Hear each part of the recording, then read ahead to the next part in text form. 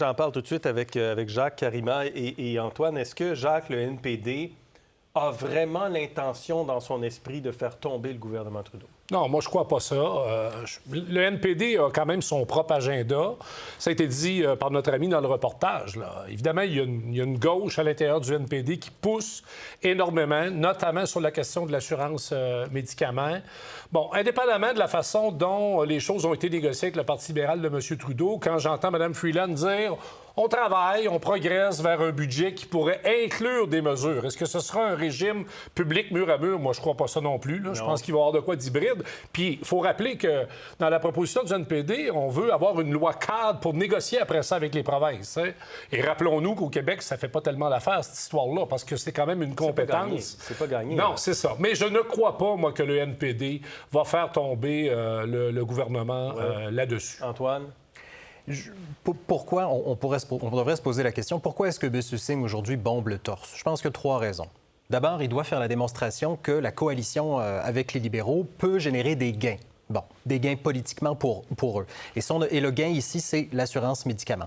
La deuxième, c'est exister politiquement. Quand ils regardent les sondages, autant les sondages des néo-démocrates que des libéraux, ils se rendent bien compte qu'ils sont dans une posture très difficile. Et ensuite, éventuellement, se dissocier des libéraux. D'ailleurs, remarque sur les coalitions au Canada, j'ai un exemple en tête, c'est la fameuse coalition entre M. Ray des néo-démocrates en Ontario dans les années 90, si je ne me trompe pas. Oui. Et les libéraux de M. David Peterson. M. Ray est sorti perdant de cette coalition. Je pense que les néo-démocrates craignent à terme de sortir perdant de cette coalition. Mais en même temps, on se demande, Karima, jusqu'à quel point les libéraux ont du jeu, parce que les libéraux ne veulent pas d'élection non plus. Ils sont tellement bas dans les sondages. C'est vrai, mais en même temps, ils se comportent toujours comme s'ils étaient majoritaires parce que, effectivement, quand on regarde les sondages, le NPD n'arrive pas à supplanter, si vous voulez, les libéraux dans les intentions de vote, malgré tout. Alors, du côté du NPD, c'est aussi de se dire, bon, bien, à force de crier au loup, il faut faire attention aussi. Hein, si vous criez au loup et que vous n'êtes pas capable de livrer la marchandise, vous pouvez vous décrédibiliser, vous pouvez vous apparaître finalement comme étant affaibli ou plus faible et pas nécessairement l'alternative aux libéraux ou aux conservateurs. Cela étant dit, quand même, c'est vrai, quand on regarde les sondages, on voit que les conservateurs sont vraiment devant les autres partis. Alors, il n'y a pas nécessairement d'intérêt à faire tomber le gouvernement pour le NPD parce que, en fait, quelle est la moins pire solution pour le NPD? Est-ce que c'est de tolérer, d'endurer les libéraux ou peut-être de risquer d'avoir un gouvernement conservateur? Et cela étant dit, je suis d'accord quand même peut-être sur cette stratégie à moyen terme de se dissocier du Parti libéral, de cette coalition, si vous voulez, de ses appuis pour dire, ben non, nous sommes l'alternative au Parti conservateur. Donc, il y a aussi ce jeu de stratégie. C'est clair que si c'est les conservateurs qui sont au pouvoir, le programme d'assurance médicaments, on oublie ça. Non, ça, c'est clair. Ça, on oublie ça complètement. Allez-y, Jacques. J'aimerais ajouter, c'est-à-dire qu'il y a quand même quelque chose d'un peu embêtant dans ce débat-là, parce que, sur le fond, moi, je pense que le NPD a raison de soulever la question de la non-couverture publique. Les médicaments, ça coûte cher, là. Le NPD n'invente pas ça, qu'il y a des gens qui sont obligés de choisir parfois. Bon, donc, il y a un débat à faire. Maintenant, est-ce que c'est à Ottawa qu'on doit le faire ou dans les provinces? Moi, je pense que c'est une compétence qui appartient aux provinces. Il va falloir le faire avec les provinces. On n'a pas le choix. Mais en même temps, ce qui est contradictoire, c'est quand on regarde le faible appui de la population canadienne, je pense que c'est quoi, 18-20 des gens qui disent c'est important pour nous, l'assurance médicaments.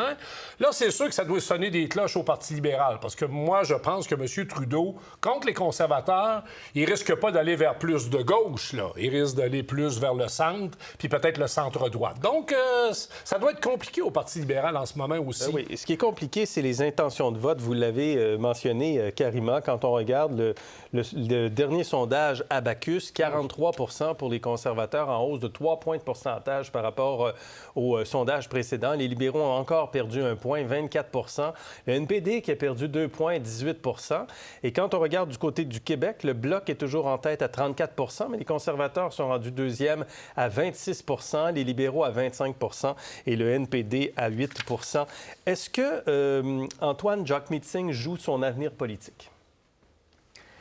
C'est très difficile dans une coalition pour le plus petit joueur de sortir gagnant. D'ailleurs, je vais vous donner un autre exemple parce que j'y ai réfléchi. J'ai bien réfléchi avant l'émission. Rappelez-vous la coalition entre David Cameron en Grande-Bretagne, les conservateurs de M. Cameron et les libéraux-démocrates de Nick Clegg. Deuxième élection par la suite, ils forment une coalition à l'issue de la première élection. Deuxième élection, les conservateurs sortent gagnants avec une majorité. Je pense que M. Singh sait que stratégiquement, il est très difficile pour lui de sortir gagnant d'une telle coalition, d'où l'importance du gain politique. Quelle assurance médicaments?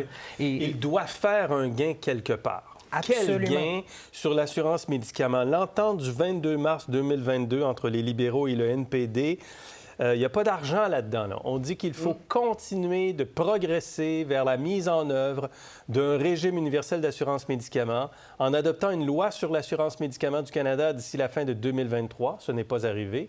Puis en chargeant l'Agence nationale des médicaments d'élaborer un formulaire national de médicaments essentiels et un plan d'achat en gros d'ici la fin de l'entente. C'est assez flou en même temps. Je présume que s'il y avait 1, 2, 3, 4 médicaments couverts tout à coup, là, qu'on ferait une petite liste, ce serait déjà un gain. Que pensez-vous de l'avenir de Jagmeet Singh à partir de maintenant, Karima? Bien, effectivement, moi, je pense que c'est quand même difficile. C'est-à-dire que Jagmeet Singh, il est en général assez apprécié, mais c'est toujours l'étape de plus. Est-ce qu'on est capable de rendre les troupes au seuil, si vous voulez, de la victoire? Ça, c'est pas manifesté au cours des dernières années. Est-ce qu'on va laisser une autre chance encore une fois si ça n'aboutit pas? Et en même temps, vous savez, c'est tout le côté centralisateur du NPD. Hein. Quand on regarde, par exemple, au Québec, on voit quand même qu'il y a cette importance-là qui est accordée à l'autonomie du Québec. Donc, ça va un peu en contradiction avec cette espèce de mentalité, cet aspect centralisateur que prône le NPD depuis des années. Là, on peut dire pratiquement que c'est dans sa doctrine aussi. Alors, il y a ça aussi. Donc, est-ce que le NPD, finalement, aime être un peu dans cet aspect de signalement, de vertu, de cette conscience aussi progressiste, de ce rôle où est-ce qu'on va essayer toujours de pousser un peu plus à gauche certaines mesures, de pousser le Parti libéral, par exemple, sur certaines mesures? Est-ce que c'est ça, disons, son rôle le plus important ou c'est vraiment l'aspiration au pouvoir? En tout cas, on a vu qu'il y avait eu la vague orange, mais sinon, mis à part cette espèce de période, cette exception, le NPD n'a jamais réussi, que ce soit avec Jagmeet Singh ou avec d'autres, de se rendre et de créer cette adhésion. Ça coûte cher aussi faire ça. Si on décide de faire ça, à un moment où le gouvernement a des pressions de toutes parts à se faire dire qu'il dépense trop. 13 milliards 400 millions, l'assurance médicaments, le coût additionnel pour le secteur public en 2027-28, selon le directeur parlementaire du budget. Est-ce qu'on a les moyens? De payer? Est-ce qu'on a les moyens de faire ça au Canada, une assurance médicaments universelle qui coûterait plus de 13 milliards par année? Et là, on peut faire un débat de chiffres, mais il y a des gens qui vont vous dire que ça sera un avantage financier pour l'État parce que ça va coûter moins cher aux États, notamment aux provinces, si jamais il y avait un régime d'assurance médicaments public. Mais je veux quand même revenir sur un aspect. Moi, je pense que le NPD, moi, je connais pas le NPD de l'intérieur, là, j'ai jamais milité dans ce parti-là, mais mettons dans un positionnement de gauche. Là. Si mais tu veux faire... c'est un parti syndicaliste et Oui, proche mais du qu'un monde syndicat anglais, pas proche au Québec, non, c'est ça. OK. D'accord.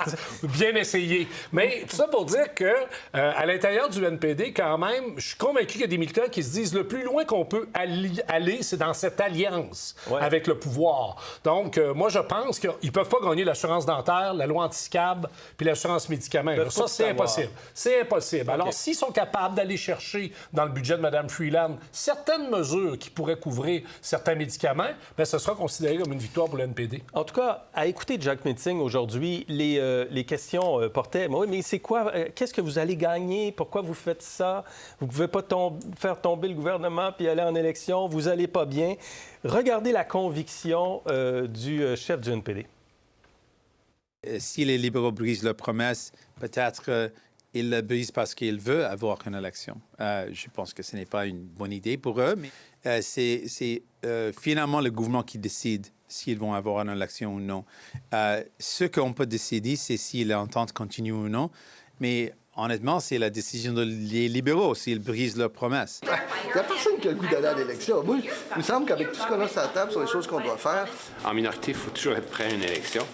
Sinon, on est assez naïf. Merci. Moi, j'ai beaucoup de confiance. On va être ici jusqu'à 25. Jusqu'à 2025. Qu'est-ce que vous en pensez, Antoine? Une précision, quand il dit le gouvernement décide s'il va en élection, non, en situation minoritaire, c'est le Parlement. Pour voir nos émissions en entier, rendez-vous sur la chaîne Ici RDI.